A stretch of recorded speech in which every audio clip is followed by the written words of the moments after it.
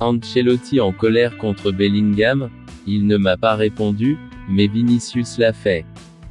Dans un contexte où la préparation de la saison est cruciale, Carlo Ancelotti a manifesté son mécontentement envers Jude Bellingham, toujours en vacances. Alors que le club traverse une tournée américaine sous tension, marquée par l'absence de plusieurs joueurs clés, l'entraîneur italien a laissé un message assez clair à son milieu britannique. Carlo Ancelotti a exprimé son mécontentement envers Jude Bellingham. Cette situation s'est déroulée lors d'une conférence de presse qui a eu lieu aux premières heures de dimanche à lundi après le Classico perdu 2-1 face au FC Barcelone. L'entraîneur transalpin a fait savoir qu'il n'était pas inquiet malgré l'absence de 7 de ses joueurs clés durant la tournée américaine. Ces absences, bien que préoccupantes, ne semblent pas affecter sa détermination à préparer l'équipe pour la saison à venir. Les joueurs concernés, dont Federico Valverde, Dani Carvajal, Aurélien Tchouaméni, Kylian Mbappé, Eduardo Camavinga, Ferland Mendy et bien sûr, Jude Bellingham, profitent tous de vacances prolongées. Ces pauses sont le résultat de leur participation récente aux championnats d'Europe et Copa América.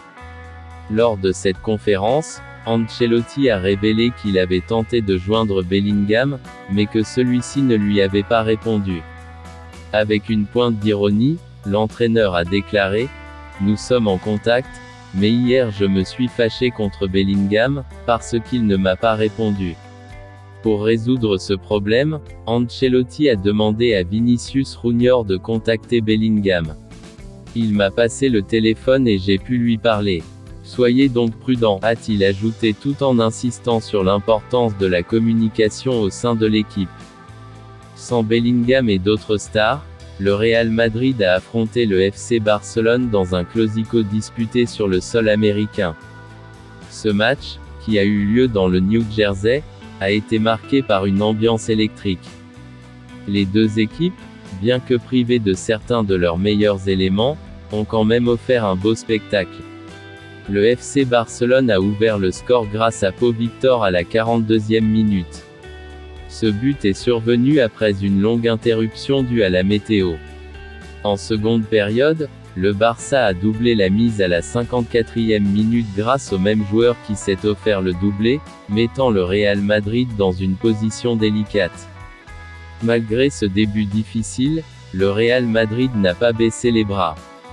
L'équipe a montré un certain caractère, et a réussi à réduire le score grâce à une belle tête de Nico Paz à la 82e minute, assistée par Arda Güler. Ce but a redonné espoir aux supporters madrilènes, mais il n'a pas suffi pour renverser la situation. L'absence de Kylian Mbappé a également été ressentie. Son influence sur le terrain aurait pu faire la différence dans un match aussi serré. Les merengues devront trouver des solutions pour compenser les absences de leurs joueurs clés, tout en maintenant une dynamique positive au sein de l'équipe. Carlo Ancelotti fait face à un défi de taille. Avec des joueurs absents et des résultats mitigés, il doit rapidement trouver un moyen de préparer son équipe pour la saison à venir. La communication entre les joueurs sera cruciale.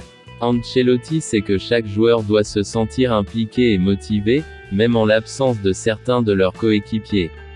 La préparation physique et mentale est tout aussi importante. Les joueurs doivent être prêts dès la Supercoupe d'Europe contre l'Atalanta. Ancelotti doit s'assurer que l'équipe est prête à relever ces défis et à jouer sur tous les tableaux.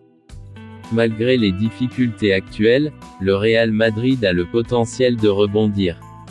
Ancelotti a une vaste expérience et sait comment gérer des situations complexes. Avec un mélange de jeunes talents et de joueurs expérimentés, l'équipe peut se réajuster et viser des sommets. La saison à venir sera sans aucun doute passionnante pour le Real Madrid.